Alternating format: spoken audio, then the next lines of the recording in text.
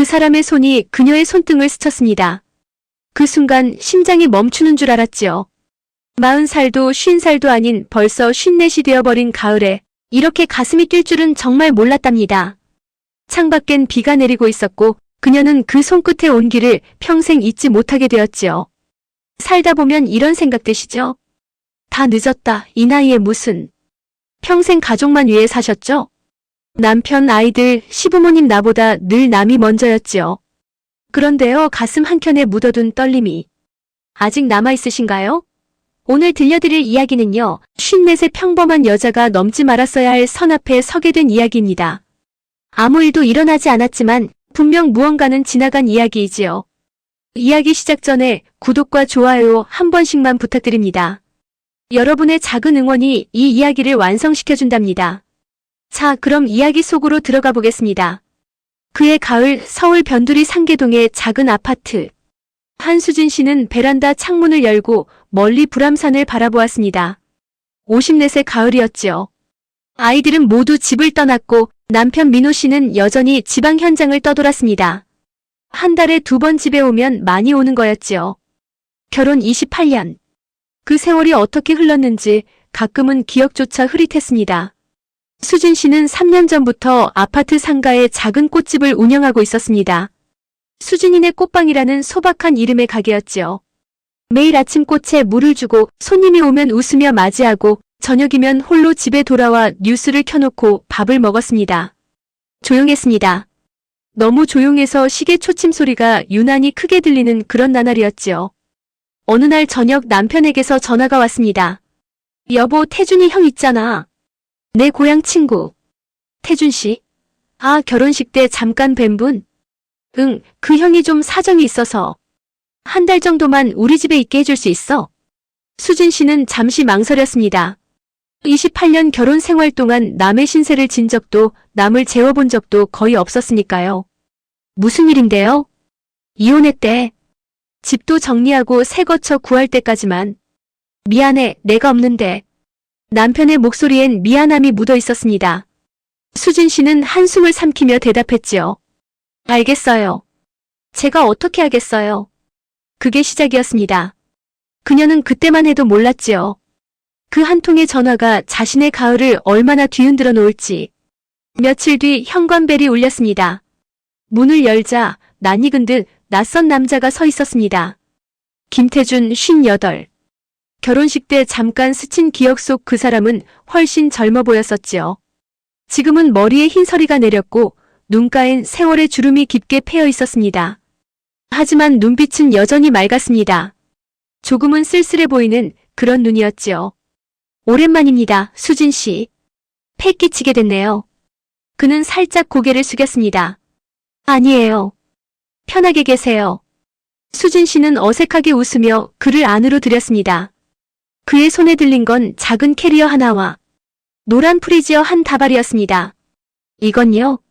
아, 꽃집 하신다고 들어서. 보탬이 될진 모르겠지만.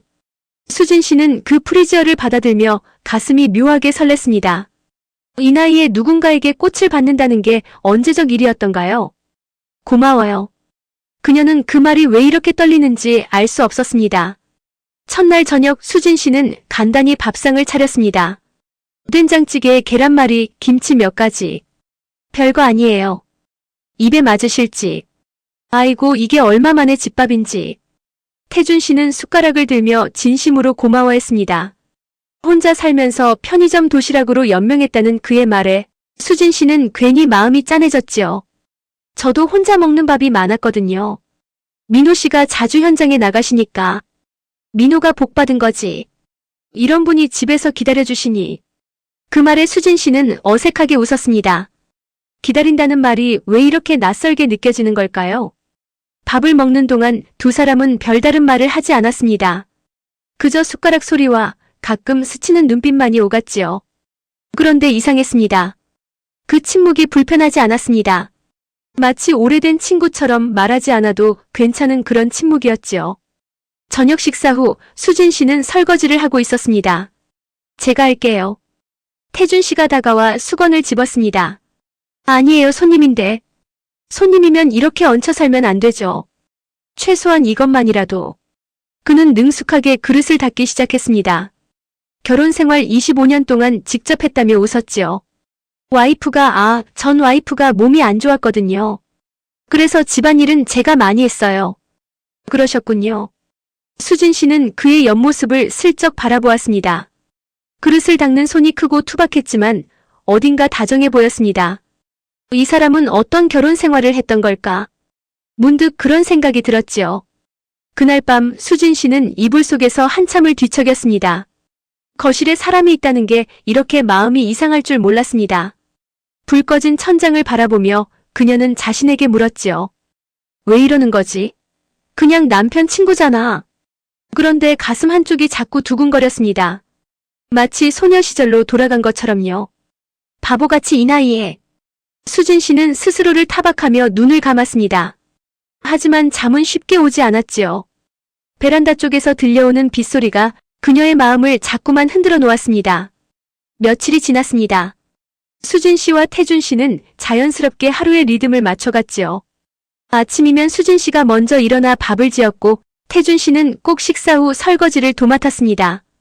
낮에 수진 씨가 꽃집에 나가 있는 동안 태준 씨는 집에서 책을 읽거나 산책을 다녀오곤 했지요. 그리고 저녁이면 두 사람은 거실 소파에 앉아 TV를 보며 이런저런 이야기를 나누었습니다. 수진 씨는요, 젊었을 때 뭐 되고 싶었어요? 어느 날 저녁 태준 씨가 갑자기 물었습니다. 저요? 글쎄요. 수진 씨는 고개를 갸웃했습니다. 그런 질문을 받아본 게 얼마만인지 기억도 나지 않았으니까요.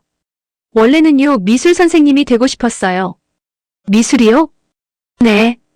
고등학교 때 미술부였거든요. 그림 그리는 게 좋았어요. 그런데 집안 형편이 그래서 대학도 못 가고 바로 취직했지요. 수진 씨는 멀리 창밖을 바라보았습니다. 불암산 너머로 노을이 지고 있었지요. 결혼하고 애 낳고 시부모님 모시고 그러다 보니까 꿈 같은 건 다 잊어버렸어요. 가끔 생각나요. 내가 뭐 하고 싶었더라? 하고요. 그녀의 목소리엔 어딘가 쓸쓸함이 묻어 있었습니다. 태준 씨는 한참 동안 말이 없었습니다. 그리고 천천히 입을 열었지요. 저도요 비슷해요. 태준 씨도요? 저는 원래 화가가 되고 싶었어요. 건축이 아니라. 수진 씨는 놀라서 그를 바라보았습니다. 진짜요? 네. 젊었을 때 그림을 좀 그렸거든요. 그런데 아버지가 그림으로 밥 먹을 수 있냐고. 그래서 건축가로 갔지요. 태준 씨는 쓸쓸하게 웃었습니다. 건축 설계도 좋았어요. 뭔가를 만든다는 건 비슷하니까. 근데 가끔 그냥 하고 싶은 그림 마음껏 그리면서 살았으면 어땠을까? 두 사람은 한동안 말없이 노을을 바라보았습니다. 그 순간 수진 씨는 느꼈지요. 이 사람과 자신이 어딘가 닮아 있다는 걸. 꿈을 접고 현실을 살아온 사람들. 하고 싶은 것보다 해야 하는 것을 먼저 해온 사람들. 가슴 한켠이 묘하게 뭉클해졌습니다. 저요 가끔 이런 생각해요. 수진 씨가 조용히 말했습니다. 뭔데요? 만약에 젊었을 때 다른 선택을 했으면 어땠을까? 다른 사람을 만났으면 다른 인생을 살았으면. 말하고 나서 수진 씨는 깜짝 놀랐습니다. 이런 말을 왜 이 사람 앞에서 하는 걸까요? 아니에요. 그냥 바보 같은 생각이죠. 바보 같지 않아요. 태준 씨가 조용히 말했습니다. 저도 그런 생각 많이 했어요. 특히 이혼하고 나서는. 그는 잠시 멈췄다가 다시 입을 열었습니다. 만약에 라는 말 참 무섭지요. 과거로 돌아갈 수 없으니까 더 아프게 느껴지는 말인 것 같아요. 수진 씨는 그 말에 가슴이 저렸습니다. 그렇죠, 만약이라는 말은요, 가슴 아픈 말이에요. 그날 밤 수진 씨는 오래된 서랍을 열었습니다. 구석에 먼지가 쌓인 작은 상자. 그 안에는 젊은 시절 그녀가 그린 스케치북이 들어있었지요. 한 장 한 장 넘기며 수진 씨는 눈시울이 붉어졌습니다. 22살의 자화상, 25살에 그린 꽃그림, 결혼 전 마지막으로 그린 풍경화. 그때의 자신은 눈이 반짝였었지요. 꿈이 있었고 설렘이 있었고 내일이 기대되는 그런 시절이었습니다. 언제부터 이렇게 됐을까? 수진 씨는 혼잣말을 중얼거렸습니다. 언제부터 하루하루가 똑같아졌을까? 언제부터 가슴이 두근거리는 걸 잊어버렸을까? 언제부터 나 자신을 잃어버린 걸까? 그녀는 스케치북을 품에 안고 한참을 울었습니다. 소리 없이 조용히요. 다음 날 아침 태준 씨가 말했습니다. 수진 씨, 혹시 시간 되시면 저랑 산책 갈래요? 산책이요? 네. 불암산 등산로 초입까지만. 요즘 단풍이 예쁘다던데. 수진 씨는 잠시 망설였습니다. 둘이서 산책을 가도 되는 걸까요? 하지만 거절하기엔 그의 눈빛이 너무 맑았습니다. 마치 오래된 친구에게 부탁하는 것처럼 자연스러운 눈빛이었지요. 좋아요. 잠깐이면. 수진 씨는 대답하고 말았습니다. 그녀는 그때도 몰랐지요. 그 산책이 모든 것을 바꿔놓을 거라는 걸. 불암산 등산로 초입. 가을 햇살이 나뭇잎 사이로 쏟아지고 있었습니다. 노랗고 빨간 단풍잎들이 바람에 흩날리며 두 사람의 발걸음 위로 떨어졌지요. 예쁘네요. 수진 씨가 탄성을 질렀습니다. 그렇죠. 이 근처 살면서 처음 와봤어요. 태준 씨도 감탄하며 주위를 둘러보았습니다. 두 사람은 천천히 산책로를 걸었습니다. 말없이 걷는 것도 가끔 이런저런 얘기를 나누는 것도 어느 쪽이든 편안했지요. 태준 씨요. 네. 왜 이혼하셨어요? 여쭤봐도 되나요? 수진 씨는 조심스럽게 물었습니다. 보통이라면 묻지 않았을 질문이었지요. 태준 씨는 잠시 걸음을 멈추었습니다. 그냥이요. 서로 지쳤던 것 같아요. 지치셨다고요? 네. 25년을 함께 살았는데 마지막 몇 년은 거의 말도 안 했어요. 같은 집에 살면서 남남처럼 지냈지요. 아이들도 다 컸고 서로 붙잡아야 할 이유를 못 찾겠더라고요. 수진 씨는 그 말에 가슴이 찔렸습니다. 왜냐하면 그건 자신의 이야기 같기도 했으니까요. 저도요 비슷해요. 태준 씨가 그녀를 바라보았습니다. 민호 씨랑은 애들 얘기 아니면 할 말이 별로 없어요. 이제 애들도 다 나갔으니까 뭘 얘기해야 할지 모르겠어요. 저녁에 둘이 앉아 있으면 오히려 불편하고. 수진 씨는 스스로도 놀랐습니다. 이런 속마음을 남편에게도 말한 적 없는데 왜 이 사람 앞에서는 이렇게 쏟아지는 걸까요? 미안해요. 괜한 말을 했네요. 아니에요. 말해주셔서 고마워요. 태준 씨가 조용히 말했습니다. 저도 처음으로 이런 얘기하는 것 같아요. 누군가한테. 두 사람은 다시 걷기 시작했습니다. 그런데 그때 수진 씨가 돌부리에 발이 걸려 휘청거렸습니다. 아! 순간 태준 씨가 재빨리 그녀의 팔을 잡았습니다. 시간이 멈춘 것 같았지요. 그의 손이 그녀의 팔꿈치를 감싸고 있었습니다. 크고 따뜻한 손이었습니다. 온기가 소매를 통해 피부까지 전해졌지요. 괜찮으세요? 네, 괜찮아요. 수진 씨는 다급히 대답했지만 심장이 미친 듯이 뛰고 있었습니다. 얼굴이 화끈거렸습니다. 마치 처음 남자 손을 잡은 소녀처럼요. 바보같이 이 나이에 이게 뭐야. 그녀는 속으로 자신을 나무랐지만 손이 떨어진 뒤에도 그 자리가 자꾸 느껴졌습니다. 잔상처럼 온기가 남아있었지요. 저기 쉬어갈까요? 태준 씨가 근처 벤치를 가리켰습니다. 네, 그래요. 두 사람은 나란히 벤치에 앉았습니다. 어깨와 어깨 사이, 한 뼘 남짓한 거리. 그 거리가 왜 이렇게 가깝게 느껴지는 걸까요? 수진 씨는 괜히 단풍잎을 주워 손에 쥐었습니다. 뭔가를 하지 않으면 손이 떨릴 것 같았으니까요. 수진 씨. 네. 저요 솔직히 말하면요. 태준 씨가 천천히 입을 열었습니다. 이 며칠이 참 좋았어요. 수진 씨의 심장이 쿵 내려앉았습니다. 밥같이 먹고 얘기 나누고 오늘처럼 산책도 하고 오랜만에 사람답게 사는 느낌이 들었어요. 고마워요. 진심으로. 그의 목소리는 담담했지만 어딘가 떨림이 묻어 있었습니다. 수진 씨는 대답을 하지 못했습니다. 저도요라고 말하면 무언가 달라질 것 같았으니까요. 그녀는 손에 쥔 단풍잎만 바라보았습니다. 그 빨간 잎사귀가 왜 이렇게 눈물 날 것처럼 예쁜 걸까요? 태준 씨. 한참 만에 수진 씨가 입을 열었습니다. 네. 저도요 솔직히 말하면요. 그녀는 숨을 깊이 들이마셨습니다. 이 며칠이 많이 설렜어요. 말해버리고 나니 얼굴이 화끈거렸습니다. 54세 여자가 남편 친구 앞에서 설렜다니. 하지만 거짓말을 할 수 없었습니다. 이 사람 앞에서는 왜인지 솔직해지고 싶었으니까요. 태준 씨는 아무 말 없이 그녀를 바라보았습니다. 그 눈빛이 뭐라 형용할 수 없을 만큼 깊었습니다. 그리고 조용히 말했지요. 저도요. 그 두 글자가 바람에 실려 흩어졌습니다. 단풍잎들이 두 사람 사이로 떨어졌고 가을 햇살이 따스하게 비추고 있었지요. 아무도 더 이상 말하지 않았습니다. 그저 나란히 앉아 같은 풍경을 바라보았을 뿐이에요. 하지만 두 사람 모두 알고 있었습니다. 무언가가 달라지기 시작했다는 걸. 집으로 돌아오는 길. 두 사람은 의식적으로 거리를 두고 걸었습니다. 너무 가까이 걸으면 또 손이 닿을 것 같았으니까요. 저녁은 뭐 드실래요? 수진 씨가 어색하게 물었습니다. 뭐든 좋아요. 수진 씨가 해주시는 건 다 맛있으니까. 그 평범한 말이 왜 이렇게 가슴을 울리는 걸까요? 수진 씨는 고개를 숙인 채 앞만 보고 걸었습니다.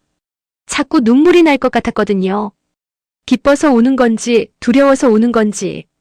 그녀 자신도 알 수 없었습니다.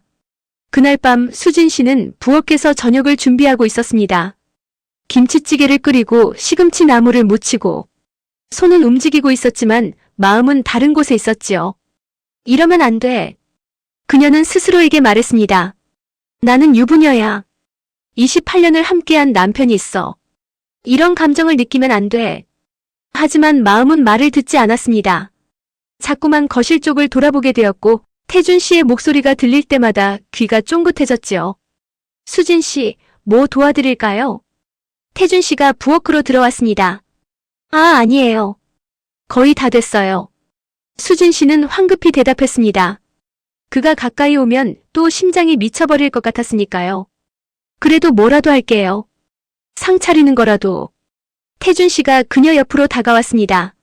순간 그의 어깨가 그녀의 어깨에 스쳤습니다. 아주 가벼운 접촉이었지요.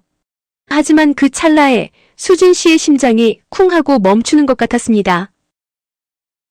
그녀는 놀라서 뒤로 한 발 물러섰습니다. 손에 든 국자가 바닥에 떨어졌지요. 죄송해요. 태준 씨가 다급히 사과했습니다. 아니에요, 제가 괜찮아요. 수진 씨는 바닥에 국자를 주우려고 몸을 숙였습니다. 그런데 태준 씨도 같이 몸을 숙이는 바람에 두 사람의 손이 국자 위에서 겹쳤습니다. 시간이 멈춘 것 같았지요. 그의 손등이 그녀의 손등 위에 있었습니다. 따뜻한 체온이 피부를 통해 전해졌고 수진 씨는 숨쉬는 것조차 잊어버렸습니다. 두 사람은 그 자세로 서로를 바라보았습니다. 말없이 숨죽이며 그의 눈에 무언가 흔들리고 있었습니다. 그리고 그녀의 눈도 마찬가지였지요. 수진 씨. 그가 낮은 목소리로 불렀습니다. 그 목소리에 담긴 떨림이 수진 씨의 가슴을 세게 두드렸습니다. 하지만 다음 순간 수진 씨가 먼저 손을 거두었습니다. 저기 불이. 그녀는 황급히 일어나 가스레인지 쪽으로 갔습니다. 찌개가 넘치고 있었거든요. 태준 씨도 천천히 일어났습니다. 그리고 아무 말 없이 부엌을 나갔지요. 그날 저녁 두 사람은 거의 말을 하지 않았습니다. 밥을 먹으면서도 설거지를 하면서도 그저 어색한 침묵만이 공기 중에 떠다녔지요. 수진 씨는 밤새 잠을 이루지 못했습니다. 자꾸만 그의 손등에 온기가 떠올랐으니까요. 이러면 안 돼, 이러면 정말 안 돼. 그녀는 이불을 꼭 움켜쥐며 중얼거렸습니다. 하지만 가슴은 이미 말을 듣지 않고 있었습니다. 며칠 뒤 남편 민호 씨가 갑자기 집에 왔습니다. 여보, 나왔어. 현관문이 열리자 수진 씨는 화들짝 놀랐습니다. 어머, 오늘 오시는 날이었어요? 응, 현장 끝나서 하루 빨리 왔어. 태준이 형은? 산책 나가셨어요. 수진 씨는 가슴을 쓸어내렸습니다. 왜인지 두 사람이 같은 공간에 있는 게 불안했거든요. 집 깨끗하네. 태준이 형한테 밥도 해주고. 네, 그냥 밥은 같이 먹으니까요. 고마워, 여보. 형 힘든 시기에 잘 챙겨줘서. 민호 씨가 그녀의 어깨를 두드렸습니다. 그 손길이 왜 이렇게 낯설게 느껴지는 걸까요? 수진 씨는 모른 척 웃었습니다. 뭐요? 당연히 해야죠. 하지만 속으로는 죄책감이 파도처럼 밀려왔습니다. 내가 지금 뭘 하고 있는 거지? 저녁 식사 시간. 민호 씨, 태준 씨, 그리고 수진 씨. 세 사람이 한 상에 둘러앉았습니다. 형, 많이 힘들었지? 에이, 괜찮아. 덕분에 많이 쉬었어. 우리 집 밥 괜찮지? 우리 마누라 솜씨 좋잖아.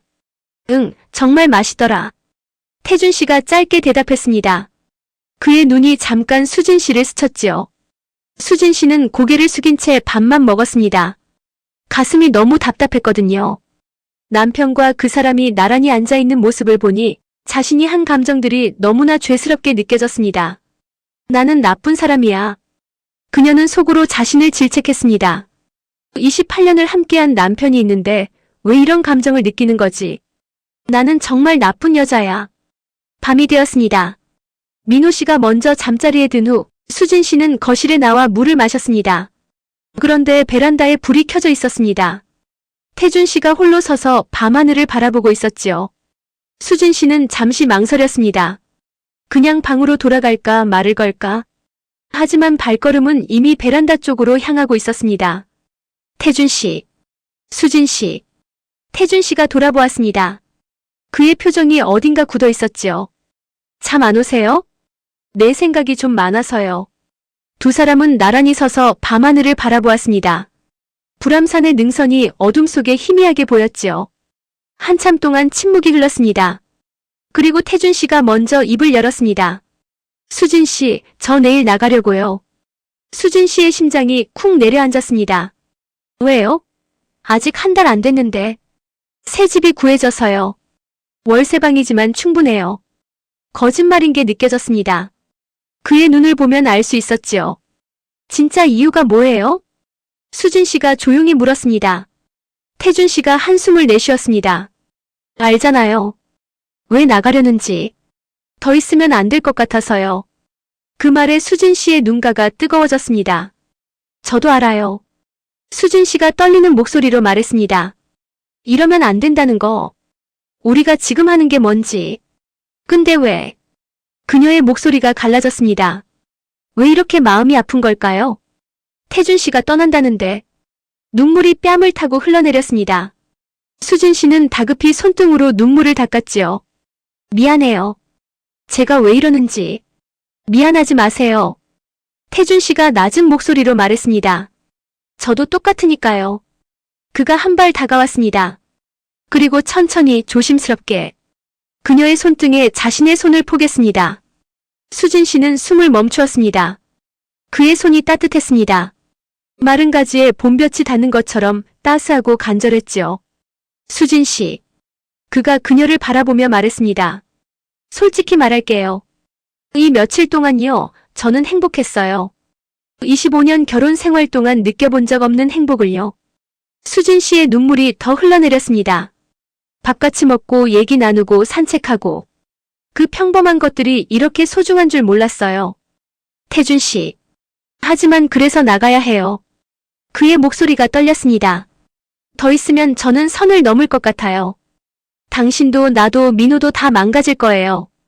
그러니까 지금 나가는 거예요. 수진 씨는 한참 동안 말이 없었습니다. 그리고 천천히 손을 거두었지요.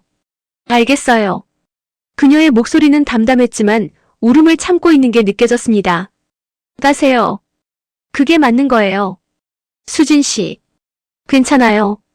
저도 알고 있었어요. 그녀는 억지로 미소를 지었습니다. 이러면 안 된다는 거. 처음부터 알고 있었어요. 태준 씨는 아무 말도 하지 못했습니다. 두 사람은 그렇게 한참을 서 있었습니다. 서로를 바라보면서도 손 하나 잡지 못한 채. 밤바람이 차갑게 불어왔고 불암산 위로 별이 하나둘 반짝이고 있었지요. 다음 날 오후 태준 씨가 짐을 싸고 있었습니다. 수진 씨는 꽃집에 나가지 않고 집에 있었지요. 민호 씨는 다시 현장으로 떠났고 집에는 두 사람만 남아 있었습니다. 다 쌌어요? 수진 씨가 조용히 물었습니다. 네. 거의요. 태준 씨가 작은 캐리어를 끌고 현관으로 왔습니다. 두 사람은 현관에서 마주 섰습니다. 처음 그가 왔던 그날처럼요. 수진 씨. 네. 고마웠어요. 진심으로. 수진 씨는 고개를 끄덕였습니다. 목이 메어 말이 나오지 않았거든요. 민호한테는 잘 말해둘게요. 일찍 구해져서 나간다고. 네. 어색한 침묵이 흘렀습니다. 태준 씨가 문손잡이를 잡았습니다. 그럼. 그 순간 수진 씨가 말했습니다. 태준 씨. 네. 잠깐만요. 그녀는 방으로 들어갔다가 뭔가를 들고 나왔습니다. 노란 프리지어 한 송이였습니다. 이거요, 처음 오셨을 때 주신 그 프리즈. 태준 씨가 놀란 눈으로 바라보았습니다. 말려서 보관해뒀어요. 버리기가 아까워서. 수진 씨는 그 마른 꽃을 그의 손에 쥐어주었습니다. 가져가세요. 저한테 있으면 자꾸 생각날 것 같아서요. 수진 씨. 태준 씨의 눈가가 붉어졌습니다. 있잖아요. 수진 씨가 떨리는 목소리로 말했습니다. 저 태준 씨 만나서 다행이었어요. 이 나이에 가슴이 이렇게 뛸 수 있다는 거 몰랐거든요. 꿈꾸는 거, 설레는 거, 누군가를 기다리는 거. 다 잊어버린 줄 알았는데. 그녀의 눈에서 눈물이 흘러내렸습니다. 태준 씨 덕분에 제가 아직 살아있다는 거 알았어요. 그러니까 고마워요. 정말로. 태준 씨는 한참 동안 말이 없었습니다. 그리고 천천히 손을 뻗어 그녀의 볼에 흐르는 눈물을 닦아주었습니다. 조심스럽게 손가락 끝으로. 마치 깨지기 쉬운 것을 만지듯이요. 수진 씨는 숨이 멎는 것 같았습니다. 그의 손가락이 그녀의 볼을 스치는 그 순간 심장이 터질 것처럼 뛰었지요. 수진 씨. 태준 씨가 낮게 불렀습니다. 나도요, 고마웠어요. 그의 눈도 젖어 있었습니다. 당신 덕분에요, 다시 살고 싶다는 생각이 들었어요. 포기하고 싶었는데 당신이 웃을 때마다 다시 힘이 났어요. 그러니까 잘 살아요. 행복하게. 두 사람은 한참을 마주 보았습니다. 말하고 싶은 게 너무 많았지만 말하면 안 되는 것들이었지요. 태준 씨가 먼저 시선을 거두었습니다. 갈게요. 네. 그가 문을 열었습니다. 그리고 한 발 내디디려는 순간 수진 씨가 그의 팔을 잡았습니다. 태준 씨가 돌아보았습니다. 수진 씨는 자신도 모르게 그의 팔을 잡고 있었지요. 손이 떨리고 있었습니다. 미안해요. 저도 왜 이러는지. 괜찮아요. 태준 씨가 조용히 말했습니다. 그리고 그녀가 잡은 손 위에 자신의 손을 포겠습니다. 따뜻했습니다. 두 사람의 손이 겹쳐진 채 한동안 아무 말도 없었습니다. 현관의 좁은 공간에 두 개의 숨소리만 들렸지요. 수진 씨. 태준 씨가 속삭였습니다. 저 한 가지만 해도 될까요? 뭔데요? 그가 천천히 그녀의 손을 이끌었습니다. 그리고 그 손을 자신의 이마에 가만히 갖다 대었지요. 수진 씨의 눈이 커졌습니다. 그의 이마가 뜨거웠습니다. 열이 있는 것처럼요. 이것만요. 태준 씨가 눈을 감으며 말했습니다. 이것만 기억할게요. 당신 손의 온기. 수진 씨의 눈에서 또다시 눈물이 흘러내렸습니다. 태준 씨. 고마웠어요. 진심으로. 그가 천천히 눈을 떴습니다. 그리고 그녀의 손을 살며시 내려놓았지요. 잘 살아요, 수진 씨. 문이 닫혔습니다. 계단을 내려가는 발소리가 멀어져 갔고 엘리베이터 소리가 울린 뒤 집은 다시 고요해졌습니다. 수진 씨는 닫힌 문 앞에 서서 한참을 울었습니다. 소리 없이 어깨를 들썩이며 그 손끝에는 아직도 그의 체온이 남아 있었지요. 그렇게 가을이 지나갔습니다. 나뭇잎이 모두 떨어지고 첫눈이 내리고 어느새 겨울이 깊어졌지요. 수진 씨의 일상은 다시 예전으로 돌아왔습니다. 아침에 일어나 밥을 짓고 꽃집에 나가 손님을 맞이하고 저녁에 돌아와 혼자 밥을 먹고 모든 게 똑같았습니다. 하지만 달라진 게 하나 있었지요. 어느 날 저녁 수진 씨는 서랍에서 스케치북을 꺼냈습니다. 30년 만에 다시 연필을 잡았지요. 처음엔 손이 떨렸습니다. 선 하나 긋는 것도 어색했지요. 하지만 그녀는 포기하지 않았습니다. 그리고 싶은 게 있었으니까요. 불암산의 가을 풍경. 그와 함께 걸었던 그 산책로. 단풍잎이 흩날리던 그 오솔길. 수진 씨는 밤마다 조금씩 그림을 그렸습니다. 서투르지만 진심을 담아서요. 봄이 왔습니다. 꽃집 앞에 개나리가 피고 벚꽃이 날렸지요. 어느 날 민호 씨가 물었습니다. 여보, 요즘 뭐 그려? 응. 아, 그냥 취미로요. 그래? 좋은 거네. 젊었을 때 미술 좋아했잖아. 민호 씨가 무심하게 말했습니다. 수진 씨는 살짝 웃었지요. 남편은 아마 모를 거예요. 그녀가 왜 다시 그림을 그리게 됐는지, 누구를 생각하며 연필을 잡는지. 하지만 괜찮았습니다. 그건 그녀만의 비밀이니까요. 마음 깊은 곳에 묻어둔 작은 보석 같은 비밀. 어느 날 수진 씨는 완성된 그림을 바라보았습니다. 가을 불암산. 서툴렀지만 마음을 다해 그린 그림이었지요. 그녀는 그 그림을 꽃집벽에 걸었습니다. 손님들이 가끔 물었지요. 이 그림 예쁘네요. 누가 그린 거예요? 아, 제가요. 취미로. 와, 대단하시다. 그럴 때마다 수진 씨는 부끄럽게 웃었습니다. 대단한 건 아니에요. 그녀는 속으로 생각했지요. 그냥 누군가 덕분에 다시 시작할 수 있었을 뿐이에요. 가끔, 아주 가끔. 수진 씨는 서랍 속 마른 프리지어를 꺼내보았습니다. 하나는 자신이 갖고 하나는 그에게 준 그 꽃. 노랗던 꽃잎은 갈색으로 발해 있었지만 그 향기는 아직도 희미하게 남아 있었지요. 그녀는 그 꽃을 가만히 들여다보며 생각했습니다. 태준 씨는 잘 지내고 있을까? 새 출발 잘하고 있을까? 가끔 나를 떠올릴까? 답을 알 수 없는 질문들. 하지만 그게 좋았습니다. 모르는 게 더 아름다울 때도 있으니까요. 그해 가을 또다시 단풍이 들었습니다. 수진 씨는 혼자 불암산 산책로를 걸었습니다. 1년 전 그와 함께 걸었던 그 길. 벤치에 앉아 하늘을 올려다보았지요. 바람이 불었습니다. 단풍잎이 그녀의 무릎 위로 떨어졌고 수진 씨는 미소를 지었습니다. 고마웠어요, 태준 씨. 그녀는 조용히 속삭였습니다. 당신 덕분에 저 다시 살아있어요. 바람이 그 말을 멀리 데려갔습니다. 어디론가 혹은 누군가에게로. 수진 씨는 그렇게 한참을 앉아 있었지요. 혼자였지만 외롭지 않았습니다.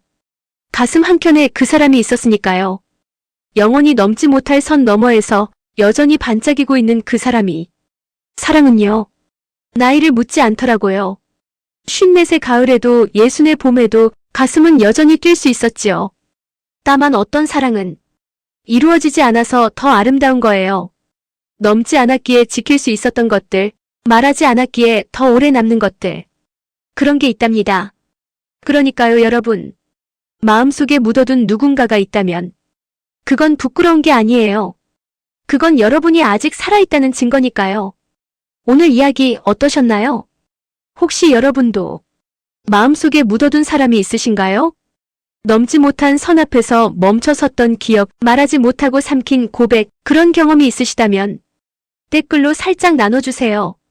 여러분의 이야기도 듣고 싶어요. 가장 마음에 남는 장면은 어디였나요? 수진 씨에게 해주고 싶은 말이 있으시다면요. 재밌게 들으셨다면 구독과 좋아요 꼭 눌러주시고 주인공에게 힘찬 응원의 댓글도 남겨주세요. 여러분의 작은 응원이 다음 이야기를 만든답니다. 그럼 다음 이야기에서 또 만나요.